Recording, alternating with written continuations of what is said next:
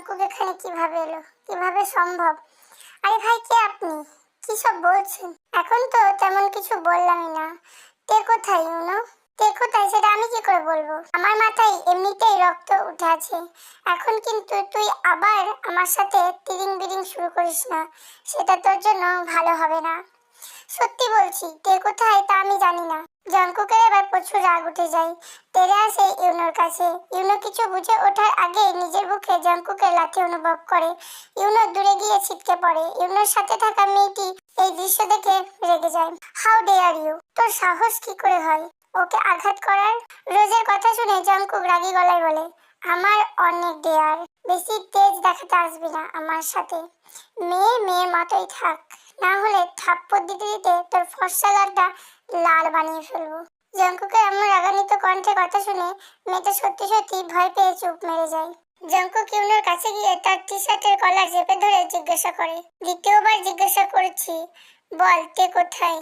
কার হাতে ধরিয়ে দিয়েছিস তেকে? আমি বলবো না। জঙ্কুকের রাগ ধৈর্যের সীমা অতিক্রম করে ফেলে। ইউনোর গাল বরাবর একটা ঘুষি বসিয়ে দেয়। ইউনোকে কিল ঘুষি অবিরাম মারতে থাকে। মার সহ্য করতে না পেরে ইউনো সত্যি কথা বলতে বাধ্য হয়। আমার বস লিমিনহোর হাতে তেকে তুলে দিয়েছি। ওনার বাসস্থান লন্ডন।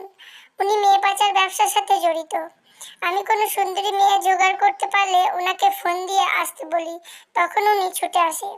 আর আমি আমার জালে ফাঁসানো মেয়েদেরকে ওনার হাতে তুলে দিই। তেকেও এইভাবেই ওনার হাতে তুলে দিয়েছি।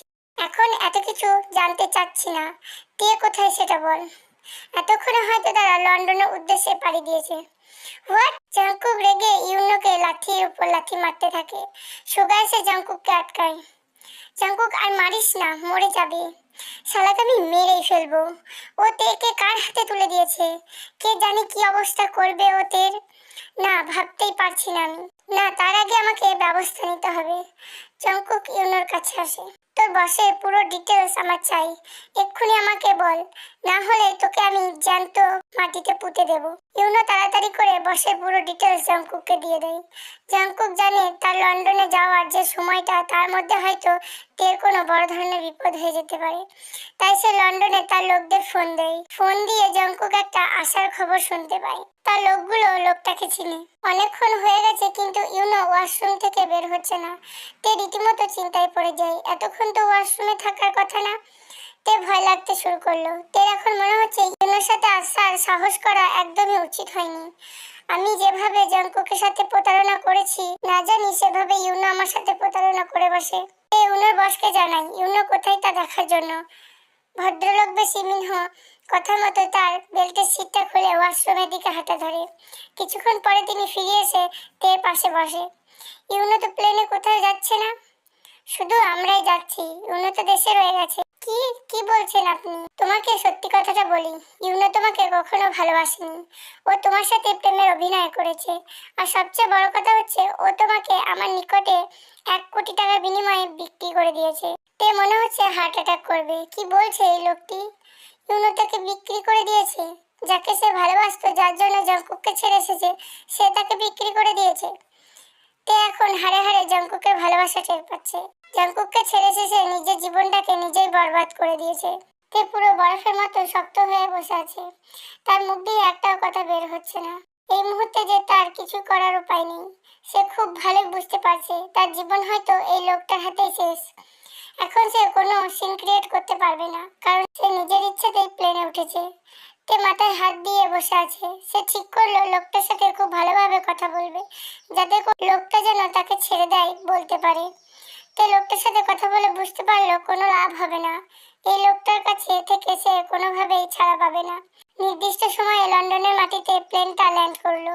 লোকটা হঠাৎ করে তের হাত চেপে ধরলো। তে অবাক হয়ে লোকটার দিকে তাকিয়ে আছে। অবাক হয়ে তাকিয়ে থাকার কোনো কারণ নেই। আমার কেনা সম্পত্তি, যা ইচ্ছা তাই করার অধিকার রাখি। মিনহ তের কথা জবাব আশা না করে তের হাত ধরে প্লেন থেকে নেমে যায়।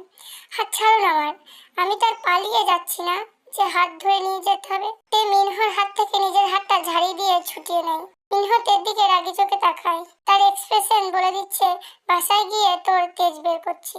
এয়ারপোর্ট থেকে বের হয়ে মিনহ তেকে বলবে গাড়িতে ওঠো, তার আগে তে দৌড় দিল পালানোর জন্য। ওই দাঁড়া! মিনহ তার পিছন পিছন দৌড়তে শুরু করলো তেকে ধরার জন্য। তে দৌড়াচ্ছে দৌড়াচ্ছে। ওই দাঁড়া বলছি, এর ফল কিন্তু ভালো হবে না, বলে দিলাম। ধরতে পারলে অবস্থা খারাপ করে দিব। তের পিছন পিছন ছুটতে ছুটতে একসময় মিনহ তেকে ধরতে সক্ষম হয়। তেকে ধরে তের গালে ঠাস করে একটা থাপ্পড় বসিয়ে দেয়। বলছি না দৌড়াবি না। মিনহ তেকে টেনে হিঁচড়ে গাড়িতে ওঠায়, গাড়ির ড্রাইভারকে বলে তার ঠিকানায় নিয়ে যেতে। তেকে টানতে টানতে মিনহ বাড়ির ভিতরে নিয়ে যায়। তেকে একটা রুমের ভিতরে নিয়ে বন্দি করে রাখে। মিনহ একটা শয়তানি হাসি দিয়ে বলে, ফ্রেশ হয়ে আসছি আমার টাকার উসুল করতে।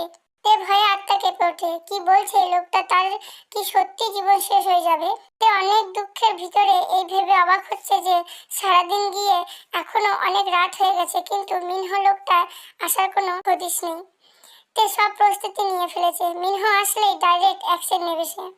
হঠাৎ তে দরজার বাইরে কারো উপস্থিতি টের পায়। কেউ একজন দরজার বাইরে দাঁড়িয়ে আছে। তে ভয় পাচ্ছে, মিনহ নিশ্চয়ই। তে হাতে একটা ফুলদানি নিয়ে প্রস্তুত হয়ে দাঁড়িয়ে আছে। ভিতরে ঢোকা মাত্রই এক বাড়িতে মাথা ফাটিয়ে ফেলবে। দরজা খুলে কেউ একজন ভিতরে প্রবেশ করতেই তে ফুলদানিটা দিয়ে তার মাথায় একটা বাড়ি মারলো। তে আর একটা বাড়ি মারবে এমন সময় খেয়াল করলো এটা মিনহ না, জাংকুক। তে জাংকুককে দেখে চরম অবাক হয়। জাংকুকের মাথা থেকে রক্ত বের হচ্ছে ঠিকই, কিন্তু জাংকুক এখনো দাঁড়িয়ে তের দিকে তাকিয়ে আছে। তে ফুলদানি হাত থেকে ফেলে দিয়ে জাংকুকের মাথায় হাত দেয়। জাংকুক তের হাত মাথা থেকে সরিয়ে নিজে তের হাতে চেপে ধরে রুম থেকে বের হয়ে আসে। তে নিচে নেমে দেখে মিনহকে একটা চেয়ারের সাথে বেঁধে রাখা হয়েছে। জাংকুকের লোকগুলো জাংকুকের মাথা থেকে রক্ত পড়তে দেখে অবাক হয়ে যায়। তারা কাছে এসে জিজ্ঞাসা করে, সে কি হয়েছে আপনার? এটা নিয়ে তোমার মাথা ঘুমানোর কোনো দরকার নেই। জাংকুকের মাথা থেকে রক্ত পড়তে দেখে তেও ভয় পেয়ে যায়। আপনার মাথা থেকে রক্ত পড়ছে, তাড়াতাড়ি ডাক্তারের কাছে চলুন। আমার মাথা, আমার ডিসিশন, তোমার বলার কোনো প্রয়োজন দেখি না। সো এটা নিয়ে তোমাকে যেন একটাও কথা বলতে না দেখি। এভাবে রক্ত পড়তে থাকলে আপনার ক্ষতি হয়ে যাবে। জাংকুক তের দিকে রাগি চোখে তাকিয়ে বলে, জাস্ট শাট আপ। তোমাকে বলেছি না এই ব্যাপারে একটাও কথা বলবে না, চুপ করে থাকো, সেটা তোমার জন্যই ভালো হবে। জাংকুকের রেগে যাওয়া দেখে তে চুপ মেরে যায়। জাংকুকের মাথায় অজস্র যন্ত্রণা করছে, তারপরেও সে তা নিয়ে মাথা ঘামাচ্ছে না। সে মিনহর কাছে যায়। তোকে ছেড়ে দিচ্ছি, কিছু করব না, কখনো যেন ওর আশেপাশে না দেখি, না হলে জানে মেরে ফেলবো, মনে থাকবে? মিনহ মাথা নাড়িয়ে সাড়া দেয়। জাংকুক তার লোকদেরকে ইশারা করে দেয় মিনহকে ছেড়ে দেওয়ার জন্য, হাত পা খুলে দেওয়ার জন্য। জাংকুক তেকে নিয়ে বাড়ি থেকে বেরিয়ে আসে। জাংকুক তার লোকগুলোকে বলে তেকে বাড়ি পৌঁছে দিতে। তে চুপচাপ লোকগুলোর সাথে চলে যায়। আপনি যাবেন না? এইটুকু কথা জিজ্ঞেস করার মতো সাহস এখন তার নেই। জাংকুক গাড়ি নিয়ে সোজা হসপিটালে যায়, মাথায় ব্যান্ডেজ করে। জাংকুক গাড়ি নিয়ে সোজা একটা নদীর ধারে চলে আসে। গাড়ি থেকে নেমে নদীর এক পাশে বসে পড়ে। জাংকুকের কাছে কিছু ভালো লাগছে না, সে কি করবে বুঝতে পারছে না। একে একটা কঠিন শাস্তি দেওয়া উচিত, তার কাছ থেকে আলাদা করে দেওয়া উচিত, কিন্তু সে কিভাবে এসব করবে? সে যে তেকে অনেক ভালোবাসে। ভালোবাসা মানুষকে তো অনেকবার ক্ষমা করা যায়, সেও কি তেকে ক্ষমা করে দিবে? না, একদম না, তেকে ক্ষমা করা যাবে না। ও যে করেছে তার জন্য একটা শাস্তি প্রাপ্য, শাস্তি তাকে পেতেই হবে, শারীরিক না হোক মানসিকভাবে হলেও তাকে শাস্তি পেতে হবে। জাংকুক নদীর দিকে ঝুঁকে পানিতে তার প্রতিবিম্ব দেখছে। ব্যান্ডেজ তাকে ভালোই দেখাচ্ছে, খারাপ না। জাংকুক নদীর ধারে অনেকক্ষণ সময় কাটিয়ে ভোরের দিকে বাড়িতে যাওয়ার জন্য গাড়িতে ওঠে। জাংকুক বাড়িতে এসে সোজা নিজের রুমে চলে আসে। জাংকুক রুমে এসে বিছানায় ঘুমন্ত তেকে দেখতে পায়। জাংকুক তেকে দেখে আজকে শেষবার এই রুমে শান্তিতে ঘুমিয়ে থাক। ঘুম থেকে ওঠার পর থেকে এই রুমে ঘুমানোর সুযোগ আর কখনো পাবি না। জাংকুক সোফায় গিয়ে বসে, চোখ বন্ধ করে ঘুমানোর চেষ্টা করে। একসময় চোখে ঘুম ভর করে সে সোফায় ঘুমিয়ে পড়ে। চোখে আলো পড়তেই তের ঘুম ভেঙে যায়। সে আড়মোড় ভেঙে বিছানা থেকে উঠে বসে। কালকে রাতে জাংকুকের জন্য অপেক্ষা করতে করতে কখন যেন ঘুমিয়ে পড়েছে বুঝতেই পারেনি। তে বিছানা থেকে উঠতে সামনে সোফায় চোখ পড়ে, জাংকুক ঘুমিয়ে আছে। তে পা টিপে টিপে জাংকুকের পাশে এসে দাঁড়ায়। তে অনেক আফসোস হচ্ছে, কি করে পারলো এমন একটা মানুষের সাথে প্রতারণা করতে যে তাকে এত ভালোবাসে। এর জন্য আমাকে প্রায়শ্চিত্ত করতে হবে। আমি সবকিছু ভুলে শুধু ওনাকেই ভালোবাসতে চাই, ভালোবাসবো। সে সুযোগ কি আমি পাবো? তুমি কি আরো একবার ওনাকে ভালোবাসার সুযোগ দিবে? একজন ঘুমন্ত মানুষের দিকে অনেকক্ষণ তাকিয়ে থাকলে ঘুমন্ত মানুষটার ঘুম ভেঙে যাওয়ার সম্ভাবনা থাকে। জাংকুকেরও সেই জন্য ঘুমটা ভেঙে যায়। সে চোখ মেলে তাকাতেই তেকে তার পাশে দাঁড়ানো অবস্থায় দেখতে পায়। জাংকুক বিছানা থেকে উঠে ওয়াশরুমের দিকে চলে যায়। তে গিয়ে আবার বিছানায় বসে পড়ে। কিছুক্ষণ পর জাংকুক ওয়াশরুম থেকে বের হয়ে এক পলক তের দিকে তাকিয়ে সোজা নিচে চলে যায়। জাংকুক ডাইনিং টেবিলে বসে নাস্তা করছে। স্যার ম্যাডামকে ডাকবো? না এখন না, আমি নাস্তা করে যাই তারপর ডাকবা। জঙ্কুকের নাস্তা করা শেষ হলে জঙ্কুক বাইরে চলে যায়। একটা সার্ভেন্ট তেকে ডাকার জন্য উপরে যায়। ম্যাম নাস্তা করতে চলেন। আপনাদের স্যার নাস্তা করেছে? উনি করেছেন, আপনিও চলেন। আপনি যান, আমি আসছি। জঙ্কুক সাথে করে ইউনোকে নিয়ে এসেছে। তাদের সামনে তে দাঁড়িয়ে আছে। ইউনো যা, তোর ভালোবাসা তেকে নিয়ে যা। আর তে, তুইও যা, তোর ভালোবাসা ইউনোর কাছে।